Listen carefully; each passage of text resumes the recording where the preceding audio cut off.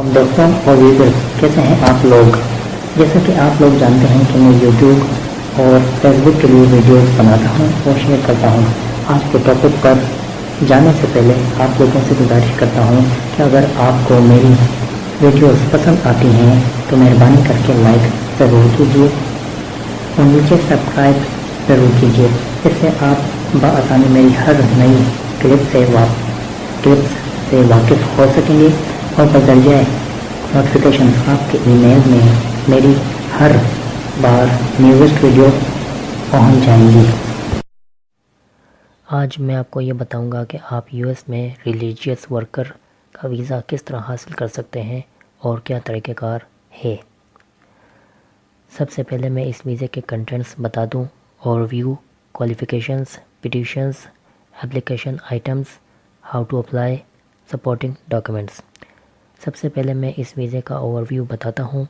इस religious worker वीज़े को are visa भी कहा जाता है और ये वीज़ा उन लोगों के लिए होता है जो यूएस में अपने मज़हब की पैरवी या किसी मुहिम में जो यूएस में मुनक्किद की गई हो उसमें आर्जी वर्कर के तौर पर काम कर सकते या करना चाहते हों और अपने रिलीजन को आगे बढ़ावा यानी प्रीचिंग कर सकें।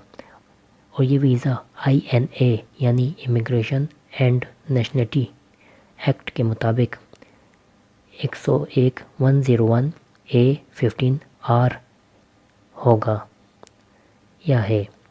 अब मैं आपको क्वालिफ़िकेशंस के बारे में बताता हूँ। वो लोग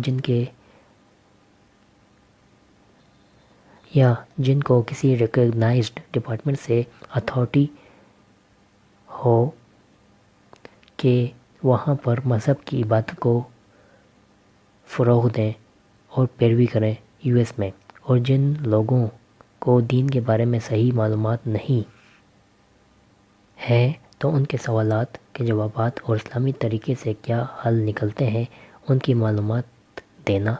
इस वीज़े को हासिल करने के लिए आपके पास ये सहूलियात हों कि आप नॉन प्रॉफिट मजहबी डिपार्टमेंट में काम करते हों और वो डिपार्टमेंट यूएस में या यूएस से एफिलिएटेड हो और इस डिपार्टमेंट में आपको काम करते हुए 2 साल से ज़्यादा वक्त हो गया हो और आगे भी मजहबी मिनिस्टर के तौर पर किसी भी नॉन प्रॉफिट डिपार्टमेंट में काम करना चाहते हों और ये भी ज़ाहिर करें कि अभी आप यूएस से बाहर हैं, फ़िज़िकली प्रेजेंट हैं आने के लिए या रह चुके हैं पिछले 5 सालों में यूएस में इस ओहदे पर, तो ये वीज़ा आपको मिलेगा या आप इसके लिए एलिजिबल होंगे। अब मैं आपको पिटीशंस के बारे में बताता हूँ।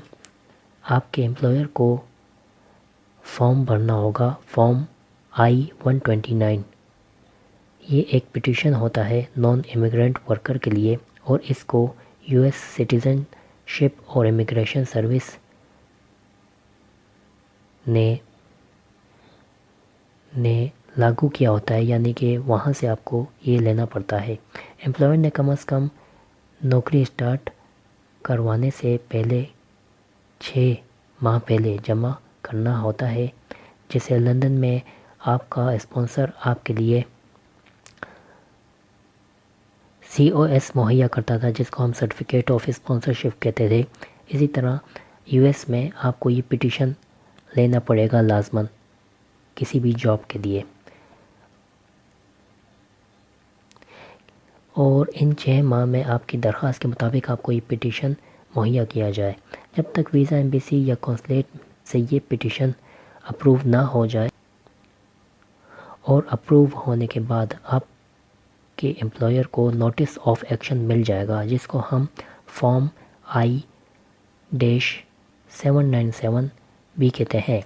काउंसलर ऑफिसर आपके पिटीशन को वेरीफाई भी करवा सकता है, जो कि department of state petitions information management service से चेक होगा इंटरव्यू के दौरान। इसको हम PIMS भी कहते हैं, PIMS। आपको लाजमन अपने साथ पिटीशन I-129 की रसीद नंबर लाना होगा इंटरव्यू में, जो कि एम्बेसी या कौंसलेट में होगा, ताकि आपका पिटीशन मंजूर हो सके। याद रखिए कि अगर आपका पिटीशन मंजूर हो जाता है तो इसका ये मतलब नहीं है कि वीज़ा आपको मिल गया या मिल जाएगा। یہ یو ایس کے امیگریشن پر ڈپینڈ کرتا ہے کہ وہ آپ کو ویزا دیتے ہیں یا نہیں۔ اب میں آپ کو اپلیکیشن آئٹمز کے بارے میں بتاتا ہوں۔ اس کی نارمل اور online fees per head $190 ہوتی ہے۔ ساتھ میں آپ کا فارم DS-160 پاسپورٹ، ایک سے زیادہ بندوں کے اپنے پاسپورٹس اور ڈاکومنٹس، 2 عدد تصاویر 2x2 انچ کی اور فریش یعنی ریسنٹ پکچر، آپ کے پٹیشن I-129 کی رسید نمبر۔ یاد رکھیے کہ فارم I-797 انٹرویو میں لانے کی ضرورت نہیں۔ ایک بار آپ کو پٹیشن کا ریسیپٹ نمبر ملنے کے بعد یہ فارم I-797 لانے کی ضرورت نہیں ہوتی۔ اس کے علاوہ کوئی ایسا ثبوت جو آپ کی فیلڈ کے لیے ضروری ہے اور اہم ثبوت ہے تو اس کو سپورٹنگ ڈاکومنٹس کے طور پر لا سکتے ہیں۔ ایک لیٹر آپ کے امپلائر کی طرف سے کہ آپ کو نوکری اس وجہ سے ملی ہے اور پہلے آپ یو ایس سے باہر فلاں کمپنی میں اس پوزیشن پر کام کر چکے ہیں تقریباً 2 سال، اور یہ کمپنی یو ایس میں موجود ہے یا ایفیلیٹڈ ہے، اور آپ کی ممبرشپ کا ثبوت دینا ہوگا۔ آپ کی جو ذمہ داریاں تھیں وہ تمام تفصیل کے ساتھ مہیا کرنی ہوں گی۔ اگر آپ کا پروفیشن مذہب ہی ہے اسٹارٹ سے، یعنی ریلیجیس ایز اے پروفیشنلی، تو آپ کی بیکالوریٹ ڈگری یا کام کرنے کا تجربہ، سرٹیفکیٹ یا تنخواہ، کھانا، رہائش کہاں کی تھی، اس کمپنی کا نام اور ایڈریس بھی مہیا کرنا ہوگا۔ اب میں آپ کو ہاؤ ٹو اپلائی ویزا کے بارے میں بتاتا ہوں۔ اس میں ٹوٹل 6 اسٹیپس ہوتے ہیں۔ اسٹیپ نمبر 1، اگر آپ کا ویزا فارم لازماً کامن نان امیگرنٹ ہے اور ہر ویزے کی معلومات اور تفصیل فارم کے ساتھ مہیا کی جائے گی۔ صرف آپ کو اپنی فیلڈ چننی ہے۔ اگر آپ ویزا ویور پروگرام کے ذریعے آنا چاہتے ہیں تو آپ کی کنٹری اس میں حصہ لے سکتی ہے۔ آپ کو ویزا اپلائی کرنے کی ضرورت نہیں ہوگی۔ اگر آپ بزنس یا پلیجر کے لیے جانا چاہتے ہیں اور آپ کی یو ایس اسٹے میں 90 دن سے کم وقت ہے تو نوٹ، یعنی کہ خاص بات، اگر آپ کی عمر 14 سے 79 سال کے درمیان ہے یا آپ کو یو ایس میں ویزا ملا تھا اور ایکسپائر ہوا تھا پچھلے 48 ماہ میں یا 12 ماہ میں اور دوبارہ یو ایس جانا چاہتے ہیں سیم پرپس پر، تو آپ کو یا کونسلیٹ میں انٹرویو اٹینڈ کرنے کی ضرورت نہیں ہوگی۔ اب میں آپ کو اسٹیپ 2 کے بارے میں بتاتا ہوں۔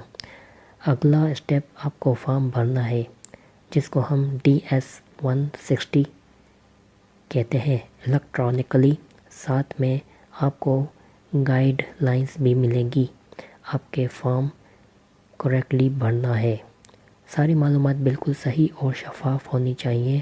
ایک بار فارم بھر دیا تو دوبارہ چینجز نہیں ہو سکتی۔ تھرڈ یعنی اسٹیپ نمبر 3، ایک بار آپ نے اپنی صحیح ویزا ٹائپ چن لی اور فارم بھر دیا، پھر فیس جمع کرنی ہوگی۔ ویزا فیس آن لائن بھرنی ہوتی ہے اور $US میں جمع کرنی ہوتی ہے۔ یو ایس کی کرنسی کے مطابق آپ کی پروفائل بننے کے بعد اپنی ریسیپٹ کو سنبھال کر رکھیے اور اپائنٹمنٹ بک کیجیے۔ اب میں آپ کو اسٹیپ 4 کے بارے میں بتاتا ہوں۔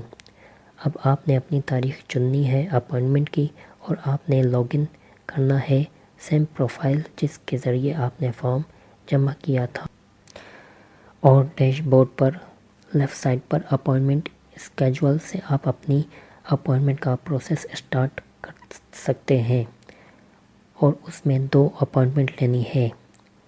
فرسٹ VAC یعنی ویزا اپلیکیشن سینٹر میں۔ اس اپائنٹمنٹ کے ذریعے 5 طریقوں سے آپ کو فوٹو اور فنگر پرنٹس لیے جائیں گے آپ کے۔ سیکنڈ، دوسری ویزا انٹرویو کے لیے ایمبیسی یا کونسلیٹ میں۔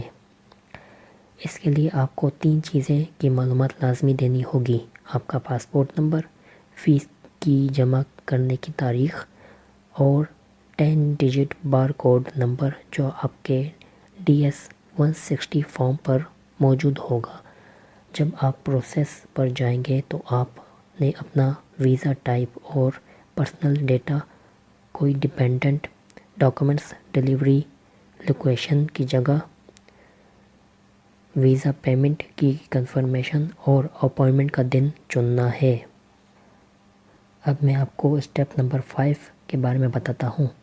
ویزا اپلیکیشن سینٹر کے لیے آپ نے اپنے ساتھ اپنا پاسپورٹ جس کی ایکسپائری 6 ماہ سے زیادہ ہو۔ سیکنڈ، اگر کوئی اور ڈیپینڈنٹ بھی جانا چاہتا ہے تو اس کا پاسپورٹ اور الگ فارم کے ساتھ سارے ڈاکومنٹس۔ تھرڈ، آپ کا DS یعنی مین اپلیکنٹ کا DS-160 فارم کا کنفرمیشن پیج۔ فورتھ، آپ کی اپائنٹمنٹ کا confirmation page. Fifth, 2 Times pictures with white back ground. اگر بچے کی عمر 14 سال سے کم ہے تو نیٹ پر چیک کر سکتے ہیں کہ تصویر کا سائز کیا ہوگا۔ اب میں آپ کو اسٹیپ نمبر 6 کے بارے میں بتاتا ہوں۔